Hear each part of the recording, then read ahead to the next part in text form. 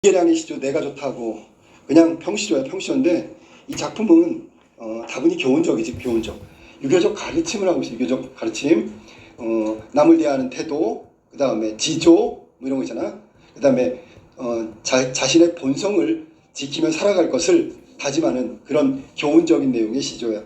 초장 중장 종장 평시조니까 구조는 뭐 원래 평시조를 그대로 따라가고 있는 거지. 자, 본문 봐봐. 내가 좋다고 남 싫은 일 하지 말며 뭐 기소부력 물시어인 논어책에 나오는 말이야. 똑같아요. 기소부력 물시어인 내가 좋다고 남에게 싫은 일을 하지 마라. 시키지 마라. 뭐 이런 얘기인데 여기서 내가 나왔으니까 반대로 남이 나왔고 내가 좋다고 했으니까 남한테는 싫은 일이 될 수도 있어. 그러면 결국은 자기중심적 사고방식으로 남에게 피해를 입히지 말아라 라고 하고 있는 거야. 아까 교훈적인 내용이 이런 것들이야. 남을 대할 때 어떤 자세를 해야 되느냐, 자기중심이 아니라 타인도 생각해야 된다라는 뜻이고, 남이 한다 하여도 의가 아니면 좇지 말리. 여기서는 유교적 윤리 중에 남이 한다고 해도 의가 나잖아요. 의가 지조, 옳은 일 뭐 이런 거거든. 그러니까 옳은 일, 정의로운 일, 지조를 지키며 살아가야 한다. 그런 기본적인 또 내용이고 권유에 해당된다. 그래서 초장하고 중장은 사실 묶어보면 대꾸법이라고 하면 돼. 대꾸법. 자, 내가 좋다, 내가 남이 좋다고 싫은 일 하지 말면 뭐 이렇게 되지, 그치? 남이 한다, 의가 아니면 뭐 이렇게 해서 대꾸적 표현이 되어 있다. 그 다음에 종장에서는 우리, 아까 앞에서는 내가 이렇게 나왔는데, 공동체적 어떤 거지, 그치? 개인이 아니라 우리 집단으로 확장된다. 그 김춘수 시 중에 꽃에서도 그런 거 나오지? 나, 너, 우리. 그럼 똑같이 나하고 우리로 바뀌었기 때문에 개인에서 집단으로 바뀐 거야. 그러니까 초장, 중장은 개인이 지켜야 될 거라면 종장은 우리 집단, 사회가 지켜야 되는 거지. 우리는 천성을 지켜, 이게 본성을 지킨다는 그런 의미고, 생긴 대로 하리라. 생겼다는 게 타고난 대로, 태어난 성품 그대로, 뭐 그런 뜻이야. 천성대로 따르는 삶이 필요하다. 그걸 다짐하고 있는 게 종장에서 끝난 거야. 그래서 현대어로 해석하면 이거지. 내가 좋은 일을 해도 남이 싫어하는 일은 하지 말며, 중장, 남이 한다고 해서 의가 아닌 일을 쫓아서 하지 말라. 금지지, 금지. 우리는 타고난 착한 성품을 지키어 생긴 대로 살리라. 생긴 대로 살아가는 것이다. 라고 얘기한 거야. 자, 그래서 그 변계량의 시조, 지금 배운 건 정리를 간단하게 하면 이건 평시조야. 그리고 유교적 교훈 혹은 유교적 윤리를 전달하고 있는 거지, 그지? 교훈적이고 직설적. 그러니까 자기가 말하고자 하는 걸 직접적으로 얘기했어. 바람직한 삶의 태도를 이야기했다. 특징은 뭐냐면 각 장마다 지켜야 될 윤리를 얘기했지. 이걸 병렬식이라고 하는 거야. 병렬식. 이게 늘어났다는 얘기지. 쭉 한꺼번에 쭉 얘기한 게 아니라 초장에서 하나, 중장에서 하나, 종장에서 하나 이렇게 병렬식으로 나열하고 있는 거고, 그 다음에 중장에서 아까도 얘기했지만 금지, 뭐뭐 하지 말며라고 금지가 나와. 그 다음에 직서적 표현이기 때문에 뭐 이렇게 비유적이고 혹은 그 문학적인 표현이 아니라 직접적으로 교훈을 전달하고 있다. 그 다음에 운율이 나타나는 건 비슷한 문장 구조가 반복하고 있다는 거예요. 비슷한 문장 구조의 반복 이렇게 생각하면 돼요. 그래서 여기는 지금 각 장마다 유교적 교훈을 병렬적으로 나열하고 있는 시 변계량의 시조였어. 그 다음에 두 번째 거 정호승 나는 희망을 거절한다. 자, 우리는 원래 희망을 거절하는 게 아니라 요구한다잖아 원래. 근데 이렇게 우리가 일반적인 상황이 아니라 모순되는 표현을 지금 하고 있는데 이걸 모순형용이라고 그러지. 희망을 바란다 이렇게 해야 되는데 희망을 거절한다. 뭔가 있을 거야. 역설적인 방법도 동원하고 있다. 그러면 중간에 내용 중에 역설법도 얘기할 거야. 모순되는 상황을 이야기했다. 그 결별이 이룩하는 축복 이런 거, 찬란한 슬픔의 봄 이런 게 다 모순형용이라고 하지. 그건 역설법에 해당되는 거야. 그러면 결국 희망의 가치를 오히려 노래하기 위해서 이렇게 모순된 표현을 쓰고 있단 말이야. 희망의 반대는 절망. 그런데 희망을 거절한다. 자, 궁금해? 한번 볼까? 나는 희망이 없는 희망을 거절한다. 자, 그러면 헛된 희망을 거절한다는 얘기잖아. 그치? 희망이라는 건 현실을 극복하기 위해서 필요한 건데 전혀 희망이 없는 건 희망이라고 볼 수 없겠지. 그래서 시련을 극복할 수 있는 힘이 희망인데 그것이 없다. 극복할 수 있는 힘이 없다. 그 희망은 의미 없으므로 거절한다. 그런 뜻이야. 희망에는 희망이 없다. 뭐야? 걸어놓고 볼래? 희망에는 희망이 없다. 역설법. 희망은 기쁨보다 분노에 가깝대. 왜냐하면 희망은 있잖아. 이겨내겠다는 의지와 결부돼야 희망이 실현되거든. 그러니까 기쁨보다 분노에 가깝다. 우리 절망을 이겨내겠다는 힘이 있어야 되는 건데 그게 없다면 분노에 가깝다라는 얘기야. 나는 절망을 통하여 희망을 가졌을 뿐. 그러면 절망의 현실 속에서 그걸 막 극복하는 과정에서 희망을 가졌을 뿐, 희망을 통하여 희망을 가져본 적이 없다. 잘 해석을 잘해야 돼. 희망이 없는 희망은 의미가 없기 때문에 거절한다는 뜻이고, 여기서 화자가 말하는 희망은 절망 속에서 절망을 이겨내려는 극복 의지, 힘이 바로 희망이라는 뜻이야. 희망 자체의 희망은 없다는 거지. 절망을 통하여 희망을 가졌을 때 의미가 있는 희망이다. 그 얘기한 거지. 이론의 내용은 그런 거란 말이야. 희망 없는 희망을 거절한다. 이언을 한번 볼까? 나는 절망 없는 희망을 거절한다. 이것도 잘 생각해봐. 절망이 있어야 희망을 가질 거 아니야. 절망이 없는데 어떻게 희망을 가져? 의미 있는 희망은 절망 속에서, 즉 힘겹고 고통스럽고 그런 현실 속에서 갖는 희망이 의미 있는 희망이라는 뜻이야. 만약에 절망이 아닌데 희망을 갖는다는 건 거짓 희망이기 때문에 거절한다, 그런 얘기야. 희망은 절망이 있기 때문에 희망이다. 절망이 있기 때문에 희망이다. 이것도 이제 역설법이지. 절망 때문에 희망이다. 절망 속에서 희망을 바라보기 때문에 그렇단 말이야. 그러면 봐봐. 희망이라는 긍정인데 절망이 있어야 희망이래. 그러니까 이게 역설적 표현이란 말이야. 희망만이 있는 희망은 희망이 없다. 아까도 얘기했지만 절망 없이 희망을 갖는 건 무의미한 희망이란 말이야. 그러니까 절망 속에서의 희망은 진정한 의미의 희망이니까 그걸 바라는 거지, 희망 없는 희망을 바라는 게 아니다라고 얘기한 거지. 희망은 희망의 손을 먼저 잡는 것보다 절망의 손을 먼저 잡는 것이 중요하다. 그렇지. 절망적 현실에 놓여 있을 때 우리는 간절하게 희망을 원하지. 그러니까 희망이라는 건 절망이라는 현실 속에서 참된 의미를 갖는 거지, 절망이 없는 상태에서 희망은 아무런 의미가 없다. 그러니까 거절한다. 지금 계속 똑같은 얘기를 하고 있잖아. 절망 없는 희망을 거절하겠다는 게 이연의 내용이야. 그러니까 비슷한 식구가 계속 반복되고 있어. 마지막으로 볼까? 희망에는 절망이 있다. 이거는 위에서 말한 걸 다시 결론 내린 거야. 절망이 있어야 희망이 있는 거니까 희망에는 절망이 있는 거겠지. 나는 빠져나왔고 희망의 절망을 먼저 원한다. 희망의 절망, 그러니까 절망이 있는 상황에 희망을 원한다, 그런 얘기고, 희망의 절망이 될 때보다 희망의 절망이 희망이 될 때 당신을 사랑한다. 자, 그럼 여기서 당신 누굴까? 절망 속에서 희망을 꿈꾸는 사람들이지. 희망에는 절망이 있다. 이것도 역설적 표현. 이거 의미를 해석해야 돼. 모순이란 말이야. 희망은 밝고 긍정적인 건데 거기는 부정적이고 어두운 게 있다. 이 말은 말이 안 되는 거야. 그런데 위에서 내용을 점검해 보니까 희망이라는 건 절망을 전제로 하는 거기 때문에 절망적 순간에 희망을 떠올리는 거, 그래야지 그게 의미 있는 희망이다라고 얘기를 다시 한번 한 거고요. 비슷한 식구가 계속 반복되면서 반복과 역설, 두 번 나서 지금 역설이 여기 2연의 두 번째, 희망은 절망이 있기 때문에 희망이다. 지금 3연의 첫 번째, 희망에는 절망이 있다. 이게 다 역설적 표현이야. 그리고 나는 희망의 절망을 먼저 원한다. 희망의 절망, 그러니까 절망이 있는 상태에서 희망을 먼저 원하는 거지. 희망의 절망이 될 때보다, 자, 생각해봐. 우리가 절망의 상황에서 절망이 되는 것보다 절망의 상황에서 희망이 되면 그런 꿈을 꾸고 있는 당신을 사랑할 수밖에 없는 거 아니냐. 암담한 상황, 힘겨운 상황에서 희망을 꿈꾸고 있는 당신, 나는 그런 당신을 사랑할 수밖에 없다라고 얘기한 거야. 이게 3연의 내용이란 말이야. 그러니까 희망 얻기 전에 절망을 먼저 원한다라는 얘기야. 그러니까 이론에서 거절할 수밖에 없는 거가 되겠지, 그지? 자, 이 시의 내용이 뭐 계속 반복되면서 모호한 느낌이나 뜻으로 해석될 가능성이 있는데, 결론적으로 얘기한다면 희망은 절망을 전제로 하는 거고, 절망이 없는 희망은 무의미함으로 거절하는 거고, 굳이 원한다면 절망에서의 희망을 원하지 절망에서의 절망을 원하는 것은 아니다라는 내용으로 정리할 수 있는 거야. 자, 한 두세 번 읽어보면 아마 의미가 확실히 이해가 될 거야, 라니.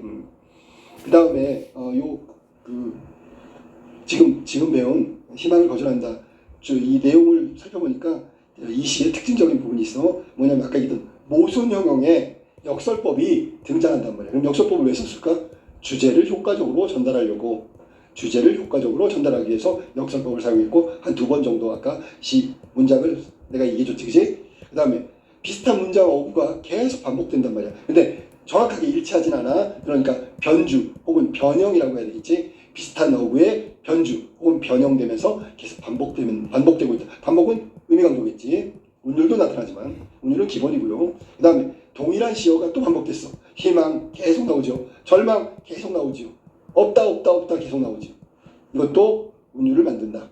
그러니까 시어가 운율을 만들고 비슷한 어구가 변형되면서 반복돼가지고 운율을 만드는 동시에 주제, 의미를 강조한다. 이렇게 정리하면 되겠어. 네, 현재 시제 나왔고요. 뭐뭐한다라는 종결어미가 계속 반복되어 있는데 이 종결어미 뭐뭐한다 거절한다 이 말의 뉘앙스는 단호함이다. 단호함이라는 건 딱 칼로 물을 자르듯이 싹 베는 거야. 그러니까 이 이야기는 의지적인 태도란 말이야. 그러니까 거절하는 게 단순히 저는 거절할래요 이게 아니라 나는 절대로 받아들일 수 없다. 그런 의미로 해석하면 되는 거야. 그렇지? 이게 나는 희망을 거절한다. 정호승님의 시고요. 뭐 문학책에 자주 나오는 시니까 잘 알아뒀으면 좋겠어. 자, 그 다음에 세 번째 나오는 거, 자 보기로 해. 여유당기. 자, 다산 정혜영 선생의 여유당기. 이 글은 수필이야 수필. 그 다산 정혜영 선생님이 여러 가지 수필을 썼는데 예를 들면 수호제기, 나를 잃어버리면 안 된다, 나의 본질을 찾는 거, 뭐 이런 얘기를 했는데 여기 여유당기는 항상 매사의 행동을 신중하게 하고 조심해서 행동하라 라는 어떤 삶의 태도를 이야기한 수필이란 말이에요. 수필. 자, 내용은 자, 해석을 해줄 테니까. 한문 수필이니까 이거는 이제 우리말로 번역한 거지, 그지? 자, 한번 볼까 여유당기. 여유당이라고 했으니까 당은 집 이름이지. 다산 정혜영 선생의 집이기도 하고 여기 지금 여유라는 것은 뭐 아까 얘기했던 대로 한다면 어떤 단어가 어울리냐면 굉장히 신중하다, 경계한다, 뭐 그런 의미를 담고 있는 거니까 옛날에 태코라고 그러지. 우리 조상님들은 자기 집에 이름을 붙이는데 자기의 삶의 태도, 가치관, 세계관 뭐 이런 것들이 집약된 이름을 갖다 붙여. 그러니까 여유당기니까 여유라는 것은 신중함 혹은 경계한다, 조심함 이런 뜻이고 당은 집이란 뜻이고 기라는 건 여기선 옛날에 있었던 글의 종류야.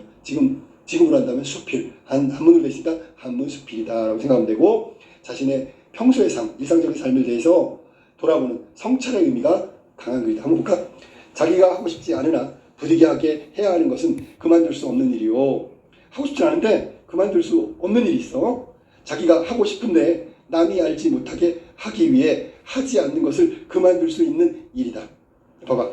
자기가 하고 싶지 않지만 해야 되고 자기가 하고 싶으나 그만둬야 되고 이게 삼가하고 조심하고 경계하는 삶의 태도란 말이야. 그만둘 수 없는 일은 항상 그 일을 하고는 있지만 자기가 하고 싶지 않기 때문에 때때로 그만둔다. 그러니까 자, 내용이 이해가 안 되면 주어하고 서술만 보면 돼. 알았어? 그만둘 수 없는 일은 때로는 그만둔다.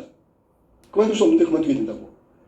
선생님 주어하고 서술만 읽은 거야? 간단하게 문장이 길어져가지고 이해가 안 되면 그럴 때는 그냥 간단하게 주어, 목적어, 서술어 이런 식으로 필수 성분만 갖고 얘기하면 돼. 여기서 똑같아. 그만둘 수 없는 일은 막 장황하게 나가니까 뒤에 때로는 그만둔다. 이번에는 하고 싶은 일은 쭉 하면 하고 싶은 일도 그만둔다는 말이야. 때로는. 하고 싶은 일. 자, 그럼 이유를 잘 봐봐. 그만둘 수 없는 일은 계속하는 일인데 계속하고 있어? 괄호 묶을래? 자기가 하고 싶지 않기 때문에 그만둔다고. 그리고 이번에는 하고 싶은 일은 언제나 할 수 있으나 괄호 묶을까? 남이 알지 못하게 하려고 하기 때문에 괄호 닫고. 그래서 그만둔다. 자, 그러면 그만둘 수 없는 일도 그만두고 하고 싶은 일도 그만두고 진실로 이와 같이 된다면 천하에 도무지 일이 없을 것이다. 자, 그러면 여기 봐봐. 뭐라고 얘기했냐면 해야 할 일을 그만두어야 할 일을 신중하게 판단하게 된다면 어려움이 없을 거다. 누구나. 결국은 세상 일을 마음대로 할 수 없는데 마음대로 할 수 있다면 아무 문제가 없겠지. 그러니까 결론적으로 얘기한다면 자기 마음대로 할 수 있는 일은 아무것도 없다. 그런 얘기야. 자, 나의 병은 내가 잘 안다. 나의 병, 여기서는 뭐 몸이 아픈 것도 병이지만 잘 고칠 수 없는 것도 태도도 그렇고 그것도 병이라고 볼 수 있겠지. 나는 용감하지만 지모가 없고 지혜가 없다고 생각해. 또 선을 좋아하지만 가릴 줄을 모르며 마음 내키는 대로 즉시 행하여 의심할 줄 모르고 두려워할 줄도 모른다. 그러니까 자기에 대해서 단점이 있다면 병이라는 건 단점이니까 단점이 여러 가지 나왔는데 자, 지모가 없다는 게 단점이고요. 그 다음에 선을 좋아하는데 뭐 어떤 게 좋은지 나쁜 건지 이런 걸 가릴 줄 모르고 그 다음에 자기가 마음 내키면 바로 행동하고 의심할 줄 모르고 두려워할 줄도 모르는데 이거 다 단점이야. 그만둘 수도 있는 일이지만 마음에 기쁘게 느껴지기만 하면 그만두지 못해. 아까 첫 번째 문단에 나온 거지. 그만둬도 되는데 그만두지 못하고, 하고 싶지 않은 일이지만 마음이 깨름칙해 해가지고 불쾌하게 되면 그만둘 수 없다. 하고 싶지 않은데, 그럼 하고 싶지 않으면 그만둬야 되는데 그만둘 수도 없다. 그래서 어려서부터 세속 밖에 멋대로 돌아다니면서도 의심이 없었고, 그럼 결국 의심할 줄 몰랐기 때문에 계속 세속 밖으로 멋대로 돌아다닌 거네, 그지? 이미 장성하에서는 과거 공부에 빠져 돌아설 줄 몰랐고, 나이 30이 되어서는 지난 일의 과오를 깊이 뉘우치면서도, 자, 깊이 뉘우쳤어. 그러면 두려워해야지. 두려워하면 고쳐야지. 두려워하지 않았단 말이야. 계속 과오, 잘못을 저질렀다는 얘기잖아. 이 때문에 선을 끝없이 좋아하였으나, 이건 좋은 거지만 비방은 홀로 많이 받고 있다. 그럼 결국은 비난을 받게 된 이유는 착한 일을 행했는데 비방을 오히려 받고 있는 거잖아. 왜? 잘못을 깊이 뉘우치는데 고치지 않고 두려워하지 않았기 때문에. 아, 이것이 또한 운명이란 말인가? 이것은 나의 본성 때문이니, 본성 고구람이 내가 또 어찌 감히 운명을 말하겠는가? 여기서 중요한 건 뭐냐면 앞에서 선이라고 했죠. 선을 행하는데, 착한 일을 행하는데 비방을 받고 있잖아. 왜? 뉘우치면서 두려워하지 않기 때문에. 이게 운명이 아니라 자신의 본성 때문이라고 스스로 진단한 거야. 이게 내가 좋은 일 하면서 비방을 받는 건 운명이 아니고 내 본성, 타고난 본질 때문에 비방을 받는 거라고 진단하고 있는 거야, 지금. 자, 그 다음에 내가 노자의 말을 보건데, 그럼 노자의 글을 보면 겨울에 시내를 건너는 것처럼 신중하게, 이제 나왔어. 여기 단계에 하고 싶은 말이 이거야. 신중하다. 라니? 이 말 하고 싶어서 앞에 복선 앞에 전제를 까는 거야. 겨울에 시냇물 건너면 어떻게 돼? 얼음이 깨질까봐 조마조마. 열이박빙이라고 하지. 살얼음을 밟는 듯이 조심조심. 신중하게 돼. 그 여자가 나왔지, 지금 열이박빙. 그 다음에 사방에서 나를 엿보는 것을 두려워하듯 경계해야 된다. 오히려 유자를 썼어. 라고 하였으니, 이게 노자의 책에 나오면, 노자의 글에 보면 이런 게 나온단 말이야. 여유라고 나오지. 여유. 그게 신중하게 하고 여자에다가 경계하라 유. 그래서 여유 단계가 된 거잖아. 아, 이 두 마디 말. 여유, 경계하고, 미안해. 신중하게 하고 경계하는 거. 이 두 마디의 말은 여유는 내 병을 고치는 약이 아닌가. 그러니까 여유 있게 하면 돼. 그러면 선한 일을 하고 오히려 비방받는 일, 나의 본성을 고칠 수 있다는 거지. 대체로 겨울에 시내를 걷는 사람은 차가움이 뼈에 애듯함으로 매우 부득이한 일이 아니면 건너지 않거나 건너게 되면 조심조심하겠지. 사방의 이웃이 엿보는 것을 두려워하는 사람은 다른 사람의 시선이 자기 몸에 이를까 염려하기 때문에 매우 부득이한 경우라도 하지 않는다. 눈치를 본단 말이야.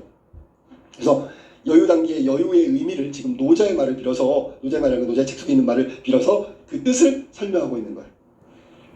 편지를 남에게 보내어 경례의 이동을 논하고자 하다가, 자, 이자가 다를 이자고 동자는 같을 동자야. 경례라고 했으니까 이거는 예전에 이동을 논하고자 하다가 이윽고 생각하니, 거기 나온 대로 경례의 이동이란 말은 이 경이라는 게 시경, 서경 같은 그 책을 말하는 게 경서를 말하는 거고, 얘는 예기 같은 그 경전을 말하는 거야. 이동이라는 것은 해석의 차이가 있다. 동그라미 쳐봐. 자, 이동이란 말은 아까 다를리 같을 동을 했잖아. 어떤 경우는 같은 것도 있지만 다른 것도 있어. 즉 경례, 그 경전의 해석은 같을 수도 있고 다를 수도 있어. 이게 경례 이동이야. 논하고자 하다가 이윽고 생각하니 그렇게 하지 않더라도 해로울 것이 없었다. 그러니까 그렇게 하지 않더라도, 뭐 여기서는 앞에 경례 이동, 해석을 이렇게도 하고 저렇게도 하는 거, 그걸 따질 필요가 없단 말이야. 그렇게 하지 않더라도 해로울 것이 없었다라고까지 생각에 이르게 된 거야. 자, 그만둘 수 있다는 생각을 어떻게 했냐면, 뭐 어떤 경우에는 이렇게 해석하고 또 다른 경우에는 또 다르게 해석하잖아. 이 해석의 다름을 따지지 않고 말이야, 그냥 행동하면 된다는 거야. 즉 그만두면 된다는 거지. 여기 지금 문장 해석을 잘해야 돼. 경례 이동을 논하고자 하다가 이윽고 생각해 보니까, 자, 어떤 경전 해석은 이렇게 저렇게 다른데 따질 필요가 없네. 그냥 내가 그것을 하지 않더라도 해로울 것이 없다. 해로울 게 없으니까 이익이다. 즉 하지 않으면 이익이다라는 뜻이야. 하지 않더라도 해로울 것이 없는 것은, 즉 내가 하지 않으면 이익이야. 부득이한 것이 아니므로, 부득이하다? 어쩔 수 없는 게 아니야. 그러니까 당연히 그냥 자연스럽게 하지 말아야 될 걸 하지 않으면 되겠네. 부득이한 것이 아닌 것은 또 그만둔다. 지금 해석이 그 의미를 잘 파악해야 되하니, 유계경전 해석은 다르게 있지만 그냥 내가 그걸 안 하면 돼. 부득이한 것이 아니므로, 즉 그걸 하기가 어렵거나 힘들지 아니한 것이므로 그냥 내가 하지 말아야 될 일을 안 하면 된다라는 얘기야. 그만둔다. 남을 논박하는 소를 봉에 올려서 조신의 시비를 말하고자 하다가 이윽고 생각하니, 잠깐 어떤 그 신하의 잘못된 점을 상소로 올리는 거지. 그리고 딱 붙여가지고 임금한테 올리려고 하다가 보니까, 생각해 보니까 이것은 남이 알지 못하게 하려는 것이었다. 남이 알지 못하게 하려는 것은 마음에 크게 두려움이 있어서이므로, 마음에 크게 두려움이 있다는 것은 또 그만둔다. 자, 생각해봐. 이게 지금 계속 꼬리에 꼬리를 무는 연쇄적 표현이야. 이것은 남이 알지 못하게 하려는 것, 남이 알지 못하게 하려는 것, 그 다음에 두려움이 있어서 있는 거고, 두려움이 있는 것은 또 그만둔다. 이렇게 연쇄적 표현이 나온 문장이 이것은부터 그만둔다. 바로 놓고, 자, 그러니까 우리가 어떤 신하의, 여기서 지금 다산 정혜영 선생이 다른 신하의 잘못된 점을 막 적어가지고 상소를 올리려고 하다가 생각해보니까 내가 올리는 건 남이 알지 못하게 하기 위해서 은밀하게 전하는 거거든. 근데 왜 그렇게 할까 생각해보니 그건 남이 알까봐 두려워서 그런 거야. 그러면 하지 말아야지. 진귀한 옛 기물을 널리 모으려고 하였지만 이것 또한 그만둔다. 지금 그만둔다의 의미가 뭐라고? 여유. 삼가하고 경계하고 조심하고. 관직에 있으면서 공금을 농간하여 그 남은 것을 훔치겠는가? 훔치면 안 되겠지. 당연히 훔치면 안 되겠지. 관직에 있는 사람이 남은 것을 훔치면 안 되겠지. 이것 또한 그만둔다.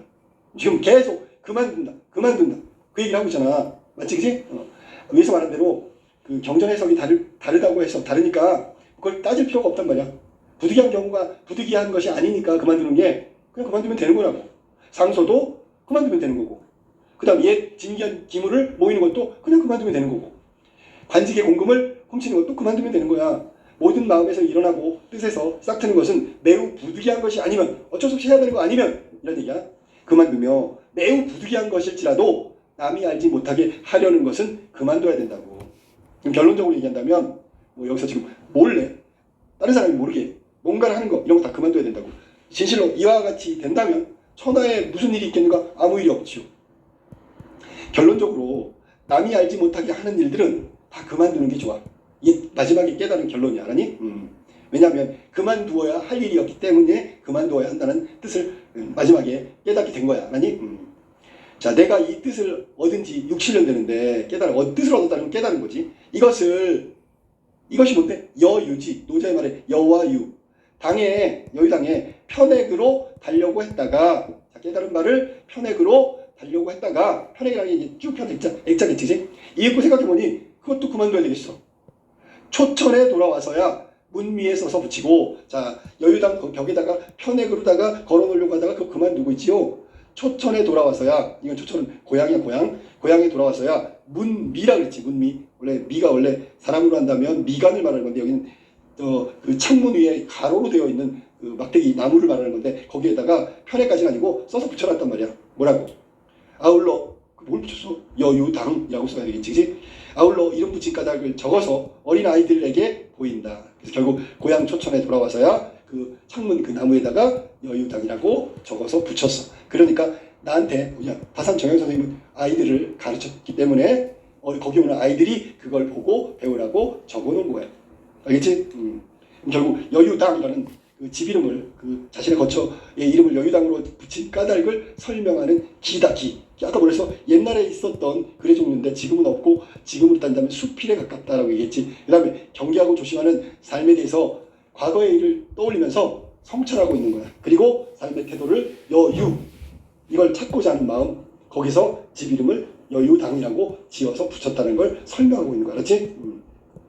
여유당이라는 이름은 그런 매력에 의해서 지어졌다를 설명한 한문수필이라고 보면 되겠어. 자, 그러면 이 한문수필 여유당기 특징은 뭐냐면 중간에 보면 막 물어보고 대답하는 형식, 자문자답의 형식을 드러내고 있다. 그 다음에 꼬리에 꼬리를 무는 연세법, 아까 괄호 묶은 연세법, 그 다음에 인용했지, 노자의 말을 인용한 거, 노자의 글을 인용한 거지. 그 다음에 구체적인 사례를 열거하고 그 다음에 깨달음을 얘기했어. 예상 독자는 누구? 당연히 어린아이들이겠지. 그 다음에 집 이름을 여유당이라고 지어놓은 내력에 대해서 밝히고 있는 거다. 결론으로 얘기한다면 신중하고 경계하는 태도로 살아야 한다. 이거 말고 이런 한문수필 되게 많은데, 그 아까 얘기했던 수호제기도 있고, 홍길동전 지은 허균의 통곡헌기라는 것도 있어. 그 다음에 이학규의 포화옥기. 자, 그러면 통곡헌기, 포화옥기는 작년 재작년 그 수능특강에 나왔던 작품들이야. 그러니까 거의 돌아가면서 나온다고 생각하면 돼. 자, 그러면 구체적으로 본다면 이 여유당기는 굉장히 여러 가지를 삼가하고 그만둔다는 걸 나열하고 있지. 그만둔다. 이게 반복인 동시에 나열이란 말이야. 그거 다 운명이 아니라 본성 때문에 그런 거라고 지적하고 있지, 그지? 그 다음에 열거는 바로 구체적 사례라고 볼 수도 있어. 그 다음에 거기 나온 본문 중에서 선을 끝없이 좋아했으나 비방은 홀로 많이 받는다라는 구절이 나오거든. 그는 이유가 운명이 아니라 자신의 타고난 본성 때문이라고 생각하고 있는 거지, 그지? 그 다음에 과거의 일을 되돌아보고 있으니까 반성과 회상과 성찰이라고 생각하면 돼. 그 다음에 여유. 자, 집 이름의 여유가 어떤 뜻인지, 그러면 여유가 뭐야? 그러면 자신이 고쳐야 될 내용을 이야기한 거야. 됐죠? 추위에 참고 겨울 시냇물을 건너는 것처럼 신중하라. 이게 여유였잖아, 여. 그 다음에 사방에서 나를 보는 것처럼 그렇게 해서 남의 시선을 두려워하듯 경계하라. 이게 바로 유의 뜻이 되겠지, 그지? 그러니까 둘 다 그만두란 말이지. 그 다음에 남이 어떻게 볼까? 남이 알면 어떻게 될까? 뭐 이런 거 생각해보면 남이 알면 내가 좀 두려워. 그런 일들은 다 그만둬야 될 일들이라고 마지막에 깨달았단 말이야. 알겠지? 자, 교훈적인 내용에 한번 숲이었어. 그럼 문제 한번 확인해볼까? 자, 문제 1번. 가나다의 공통점으로 가장 적절한 거. 그 정도 다르고 내용도 조금씩 다르지만 거기서 공통점을 좀 찾아야 돼. 자, 1번을 볼까? 자신이 실제 체험하면 떠오르는 게 뭐야? 이건 수필이지, 수필. 그러면 다는 수필에 해당되니까 거기다가 삶에 대한 깨달음까지 제시하고 있으니까 다는 맞았어. 가도 마찬가지야. 자기가 지켜야 될 삶의 태도를 얘기했으니까 가고 다는 깨달음, 경험과 깨달음 이런 거지만 나는 아니야. 나는 있잖아. 이게 자신이 그 경험이라기보다는 경험이라기보다는 삶의 깨달음을 제시했다고. 체험을 통한 삶의 깨달음을 제시했다. 이건 나 같은 경우는 깨달음보다는 청자에게 말을 전달하는 건데 직접 깨달았는지 직접 경험을 했는지 안 했는지는 알 수가 없고 교훈적인 내용은 맞단 말이야. 그러니까 가하고 다는 경험을 통한 교훈이고 나는 경험은 없다고 봐야 되겠지, 그치? 그러니까 공통점이 아니고요. 2번 윤리적 덕목을 제시하고 그것을 지키지 않을 경우 이 부분 들었네. 윤리적 덕목이라고 하면 뭐 지조도 나올 수 있고 삶을 경계하고 뭐 이런 거 희망을 가져야 윤리적 덕목이 아니라 이것도 나가 해당 사항이 없고 가하고 다른 윤리적 덕목 제시했는데 뒷부분에 지키지 않았을 경우에 폐해를 이 부분이 틀린 거지. 3번 타인에게 도움이 될 교훈으로서 자신이 얻은 깨달음 이거는 가나다가 모두 맞단 말이야. 깨달음 가치관을 전달하고 있다. 특히 나에서는 청자한테 말을 건넨 것처럼 얘기했는데 그게 자기가 깨달은 바를 이야기 전달하는 거야. 아니 가치관을 전달하는 거니까 3번이 정답이지. 4번 하늘이 정해준 운명을 따르는 것. 오히려 아까 얘기했지만 본성이라는 얘기가 나왔기 때문에 뭐 운명을 따르는 내용은 여기서는 지금 운명을 따르는 내용을 찾아보니까 나하고 다 같은 경우에는 전혀 운명하고 상관없고 가에서는 타고난 천성을 바탕으로 그걸 지켜나가야 된다 그러면 일종의 약간 운명 같은 느낌이나 가에서는 나다는 전혀 운명하고 관계가 없다. 강조하는 것도 없어. 그 다음에 5번 어떠한 행동을 선택할 때 다른 사람들의 생각을 먼저 살펴봐야 된다. 비슷한 구절이 나오기 때문에 가하고 다는 정확하게 맞단 말이야. 그러니까 자기가 어떤 행동을 할 때 뭐 그만둔다든지 남을 생각한다든지 그런 내용은 가하고 다에는 있지만 나에는 주변 사람에 대한 판단은 나와 있지 않고 있다. 그래서 정답은 3번이 정답이고 공통점 잘 찾아야 돼. 그 다음에 2번으로 볼까? 가의 화자가 다의 A를 활용하여 할 수 있는 바로 적절하지 않은 것은 자 가의 화자 변기랑 다의 A는 뭐야? 여기 지금 여유네 여유. 다의 A 여유 봐봐. 자 할 수 있는 말로 적절하지 않은 것. 뭐 조심하고 경계하라는 건데. 자 1번 경계하는 마음을 가지고 밑줄 치고 하지 말아야 한다. 맞았고 2번 의로운 일이 아니면 밑줄 치고 시도하지 않는 게 좋을 거야. 3번 매우 부득이한 일이라 생각되어도 하지 말아야지. 알았니? 그것이 의에 어긋나지 않는지 따져봐야 한다. 경계한다. 신중해야 된다. 같은 말이야. 4번 매우 부득이한 경우가 아니라면 천성에 맞지 않더라도 실행해야 된다. 천성에 안 맞으면 하지 말아야지. 정답은 4번이 틀렸지, 그치? 의가 아니면 쫓지 말라고 하는 게 가의 중장에 나오기 때문에 지조, 절개 뭐 이런 거기 때문에 다의 A에서 경계한단 말이야. 그 다음에 천성에 맞지 않는 일까지 해서는 안 된다고 얘기해야 된다. 여기는 실행해야 된다고 했으니까 틀렸죠. 정답은 4번이 정반대로 해석했어. 5번 다른 사람의 시선을 염려하면서 염려한다는 게 위에서 경계한다, 두려워한다 뭐 이런 의미를 담고 있는 거지. 고민해야 된다, 신중해야 된다 그런 뜻이. 정답은 4번이 잘못된 해석이다. 자 3번 나의 기억에 대한 이해로 가장 적절한 거. 나는 희망을 거절한다. 기억. 희망의 손을 먼저 잡는 것보다 절망의 손을 먼저 잡는 것이 중요하다. 아까 설명했던 것처럼 희망을 품는 건 절망을 전제로 하고 있다는 거야. 절망 속에 희망이 의미 있는 것이지 절망 없는 희망은 무의미하다라고 얘기한 거지. 그거하고 딱 맞는 해석을 찾아야 된단 말이야. 여기서는 1번 한번 볼까? 절망이 다가오지 못하다. 아니 이건 정반대 틀렸고 2번 희망이 없는 희망.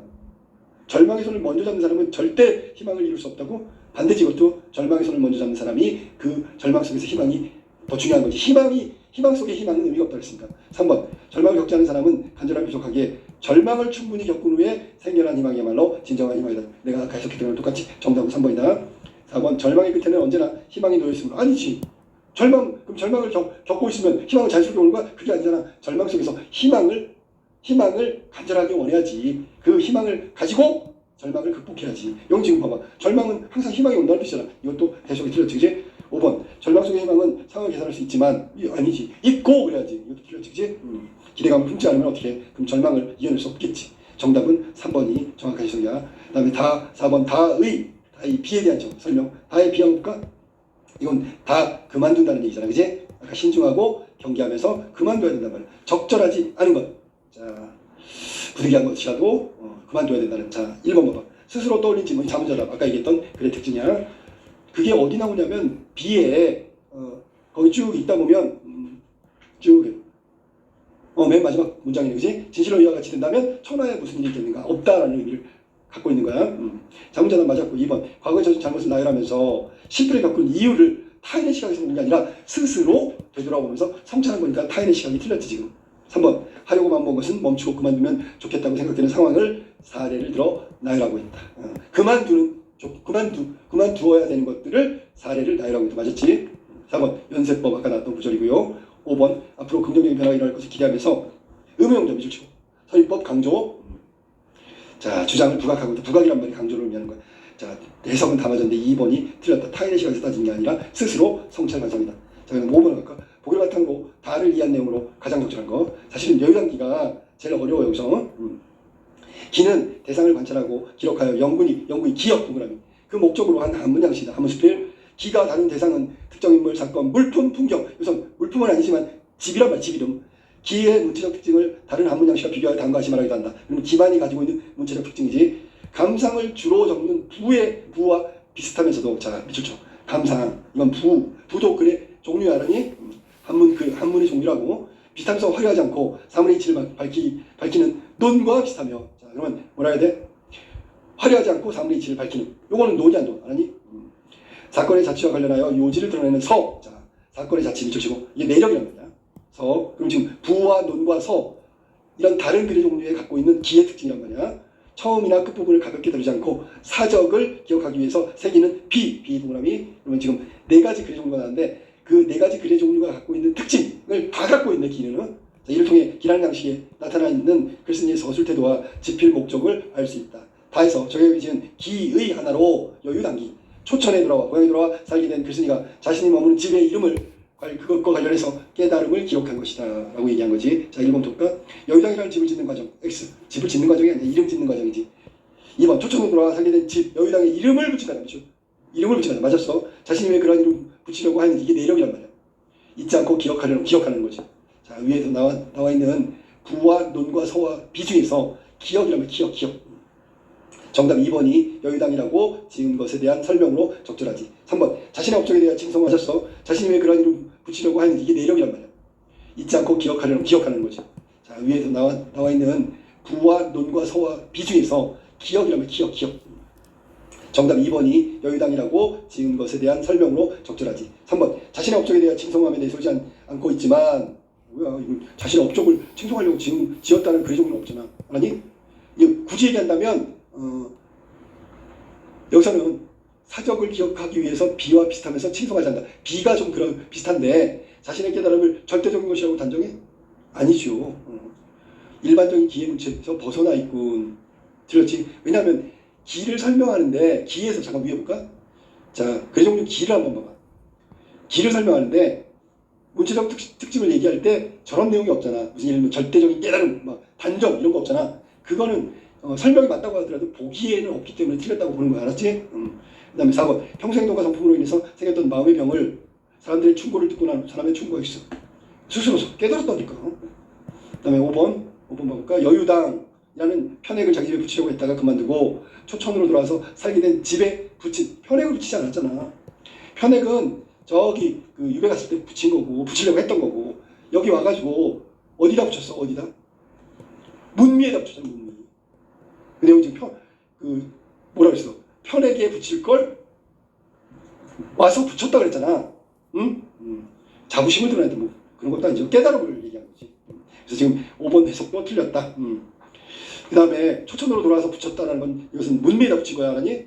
그 다음에 스스로 성찰하는 거지 자기가 선택한 게 정말로 자부심이 있다 이런 것들 스스로 칭송하려고 붙인 게 아니란 말이지. 그러니까 이거 5번도 틀렸으니까 정답은 2번이 정답이라고 해야지. 자, 마지막 6번 볼까? 복에 관련하여 가나다 시와 구절을 이해한 내용으로 적절하지 않은 것. 단어의 뜻이 서로 정반대의 관계를 반의관계. 딱 떠오르는 게 뭐야? 이거 모순 아니야 모순? 그지? 모순 정형 역설법. 그럼 나잖아 나. 그지? 자 그러면 나를 이야기해야 되는데 여기서는 다른 것도 얘기했으니까 한번 볼까? 역설이 있는지. 그치? 좋다 싫다는 1번 봐 1번. 초장의 좋다 싫다는 나라는 주체와 남이라는 주체가 각각 느낄 수 있는. 아니 그거는 그 감정을 표현한 것이므로 모순형이 아니지. 모순형이 되는 건 어떻게 돼? 내가 좋다는 감정, 싫다는 감정, 상반된 감정을 동시에 느껴야 하는 거야. 그래야 그게 모순이라고. 알았어? 남이 좋다 싫다라는 상반된 감정을 동시에 느꼈다고 해야지. 이건 각각 느낀 거니까 모순이 아니지. 2번 나의 희망 없는 희망, 절망 없는 희망 제시되는데 절망이 없는 희망은 성립이 가능하지만 시의 내용을 보면 사실은 절망이 없는 희망은 불가능하지. 그걸 거절하고 있기 때문에. 그러니까 원하는 희망은 절망이 있는 희망이잖아. 그러니까 이거 첫 번째 해석부터 틀린 거야. 3번 나는 희망의 절망을 먼저 하는데 그러니까 절망이라는 것들을 먼저 전제로 한다는 거잖아. 자 그런데 희망이 절망과 연계될 때 진정한 희망이 될 수 있다. 오 맞았네. 근데 희망과 절망이 동시에 존재할 수 있다는 역설 동시가 아니지. 절망이 있는 가운데 희망을 떠올리는 거니까 희망은 나중에 오는 거지. 동시에 존재한다는 게 아니고. 뭔 말인지 알겠지? 그치? 희망과 절망 속에서 희망을 떠올리는 게 절망과 희망이 동시에 있다는 얘기가 아니야. 나중에 절망을 떠올린다는 얘기지. 그치? 자, 그 다음에 연계되어 있다는 얘기는 연속으로 이어진다는 얘기 뜻이지. 이건 틀렸고 4번 다의 글쓴이는 자기는 하고 싶은 일, 자기가 하고 싶지 않은 일을 해야 하는지 그만둬야 되는지. 그게 무슨 역설이야. 해야 되는지 그만둬야 되는지 이게 어떻게 역설이냐고. 동시에 해야 할 건지 말아야 될 건지 아니면 그만두면서 해야 한다든지 이렇게 해야지 그게 역설이지. 알았어? 자 그러면 하다와 그만두다가 사실은 상호 배타적인 거지. 내용은 잘못 썼잖아. 뭐라고? 상호 배타적 관계를 의식한다고? 여기 지금 4번 해석을 잘해야 되는 게 뭐냐면 자기가 하고 싶은 일이 있고 자기가 하고 싶지 않은 일이 있어. 이게 동시에 있으면 상호 배타적이란 말이야. 결론은 그만두고 하지 말아야 할지를 고민한대. 그러면 어떤 일을 하는데 동시에 그만둘 수 없다. 동시에 그만둘 수 없다. 그건 상호 배타적이지 라고 볼 수는 있지. 그지? 알았어? 그래서 지금 여기 지금 보면 이 적절한 걸 찾는다, 적절하지 않는 걸 찾는 거구나. 그러면 이게 해석을 다시 해야 되겠네. 왜냐면 자 1번부터 다시 봐봐. 미안해. 초장의 경우 좋다와 싫다. 그러면 나라는 주체와 남이라는 주체가 각각 느낄 수 있는 감정을 표현한 것이므로 모순이 아니구나. 잘못 읽었네. 이거는 각각 느끼는 거잖아. 그지? 그러니까 상호 모순이 아니지. 한 사람이 좋다와 싫다를 동시에 느꼈을 때 그건 상호 배타적이라고 볼 수 있지. 이거는 그러니까 맞았고요. 2번 해석 봐봐. 희망이 없는 희망, 절망이 없는 희망, 희망이 없는데 희망, 절망이 없는데 희망이라 했어. 절망이 없는 희망은 성립이 가능하다. 절망이 없는 희망은 성립이 가능하지만 희망하는 동시에 희망이 없는 거, 아까 나왔던 그 역설적 표현이구나. 희망이 없는 희망. 희망이 없는데 희망이 있대. 이 역설적 표현이나 절망이 없는 희망. 이건 있을 수 있다고. 역설적 표현에 해당한다고 보겠지. 그지? 그 다음에 3번. 다시 설명한 거 지금. 나는 희망의 절망을 먼저 원한다. 역설적 표현. 맞았지? 아까 설명했던 거야. 4번 같은 경우 이것도 아까 설명 이것 때문에 그런데 자기가 하고 싶은 일이 있고 자기가 하고 싶지 않은 일이 있어. 그럼 한 사람이 동시에 하고 싶고 하고 싶지 않아. 그러면 이건 딜레마잖아. 그럼 해야 될지 말아야 될지가 동시에 존재한다면 이거는 상호 배타적 관계라고 볼 수 있지. 이해됐니? 하고 싶은데 하고 싶지 않아. 이 말은 상호 배타적 모순형이라고. 그래서 1번부터 4번은 지금 해석을 보니까 전부 상호 배타적이라고 얘기한 2번, 3번, 4번 맞고 1번처럼 상호 배타적이 아니라고 했으니까 이것도 맞고. 5번 다의 글쓴이는 그만둘 수 있는 일, 그만둘 수 없는 일을 구분하여 드러냈어. 이건 각각이야. 그만둘 수 있는 일과 그만둘 수 없는 일을 동시 부정이 불가능한 상보 반의 관계라고 설명하고 있군. 지금 이 해석은 5번이 틀렸단 말이야. 이게 있잖아. 아까 여유가 뭐라지? 주변 사람을 경계하는 거야. 그러니까 그것에 따라서 신중하고 경계한다는 의미를 담고 있으니까 그만둘 수도 있고 그만둘 수도 없는 상태에서는 무조건 그만두라고 얘기했잖아. 그지? 그러면 여기서는 상호 반의 관계의 설명이 아니지요. 하나를 선택한다는 의미니까. 그래서 정답은 5번 틀렸고 상보 반의 관계가 아니다. 그러니까 내가 있잖아. 그만둘 수 있고 그만둘 수 없고 중에서 선택하는 거라는 뜻이야. 알겠지? 그래서 상보 반의 관계가 아니다. 문제가 6문제나 돼. 천천히 잘 다시 한번 복습하도록 해.